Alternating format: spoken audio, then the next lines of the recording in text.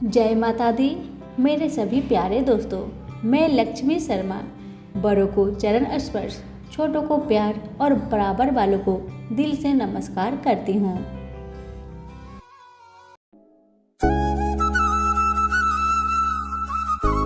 आज की वीडियो में आप सभी सुनेंगे गुरु प्रदोष की व्रत कथा। आइए जानते हैं पहले प्रदोष व्रत के मुहूर्त के बारे में। हिंदू पाचांग के अनुसार माघ माह के कृष्ण पक्ष की त्रयोदशी तिथि का प्रारंभ 19 जनवरी दोपहर 1:18 से होगा और तिथि का समापन 20 जनवरी सुबह 9:59 पर होगा। प्रदोष काल में भोलेनाथ की पूजा होने के कारण यह व्रत 19 जनवरी 2023 गुरुवार के दिन रखा जाएगा। अब आइए जानते हैं प्रदोष व्रत के नियम के बारे में।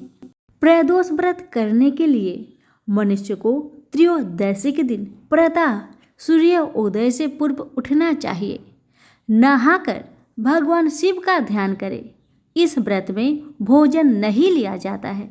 दिन भर गुस्सा या विवाद से बचे, अपशब्द ना बोले और ब्रह्मचर्य का पालन करें। पूरे दिन उपवास रखने के बाद सूर्यास्त से 1 घंटा पहले नहाकर पूजा करनी चाहिए। जहाँ पूजा होनी हो उस जगह को गंगा जल या गोमूत्र से शुद्ध करने के बाद गाय के गोबर से लीपकर मंडप तैयार किया जाता है। प्रदोष व्रत की पूजा में कंबल या कुशा के आसन का प्रयोग किया जाता है। अब आइए जान लीजिए कि प्रदोष व्रत के पूजा की थाली में क्या क्या होना चाहिए। प्रदोष व्रत में पूजा की थाली में अबीर, गुलाल, चंदन, अक्षत, फूल, मदार के फूल, धतूरा, बेलपत्र, जनेऊ, कलावा, दीपक, कपूर और अगरबत्ती होनी चाहिए। अब आप जानिए कि प्रदोष व्रत में आप क्या खा सकते हैं। यह व्रत पूरे दिन धारण किया जाता है। सुबह नित्य कर्म से निपटकर नहा ले, फिर दूध पी सकते हैं। इसके बाद पूरे दिन व्रत धारण करें और कुछ न खाए। प्रदोष काल में शिव जी का पूजा करने के बाद फलहार कर सकते हैं। इसमें आप नमक न खाए, सिर्फ फल खा सकते हैं।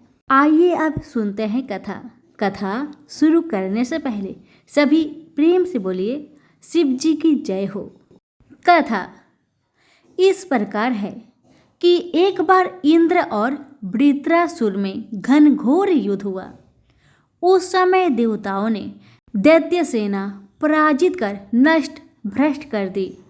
अपना विनाश देख वृत्रासुर अत्यंत क्रोधित हो स्वयं युद्ध के लिए उद्धत हुआ। मायावी असुर ने असुरी माया से भयंकर विकराल रूप धारण किया। उसके फलस्वरूप को देख इंद्रादिक सब देवताओं ने इंद्र के परामर्श से परम गुरु बृहस्पति जी का आह्वान किया। गुरु तत्काल आकर कहने लगे, हे देवेंद्र, अब तुम वृत्रासुर की कथा ध्यान मग्न होकर सुनो।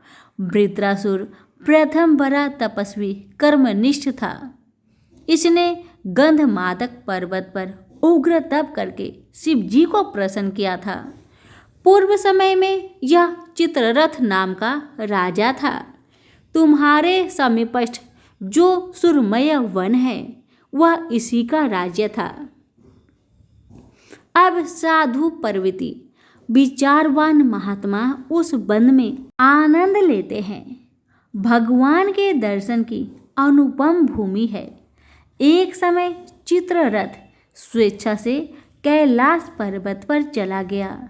भगवान का स्वरूप और वाम अंग में जगदम्बा को विराजमान देख चित्ररथ हंसा और हाथ जोड़कर शिव शंकर से बोला, हे प्रभु, हम माया मोहित हो विषयों में फंसे रहने के कारण स्त्रियों के वशीभूत रहते हैं, किंतु देवलोक में ऐसा नहीं।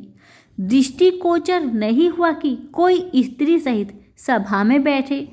चित्ररथ के यह वचन सुनकर सर्वव्यापी भगवान शिव शंकर हंसकर बोले, हे राजन, मेरा व्यवहारिक दृष्टिकोण पृथक है।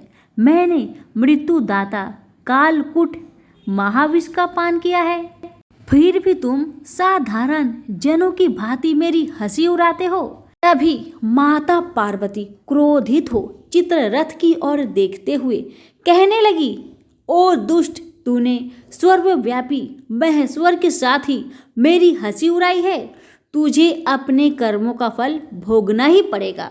उपस्थित सभासद महान विशोध प्रकृति के शास्त्र तत्वान्वेषी है और सनक नंदन सनत कुमार है।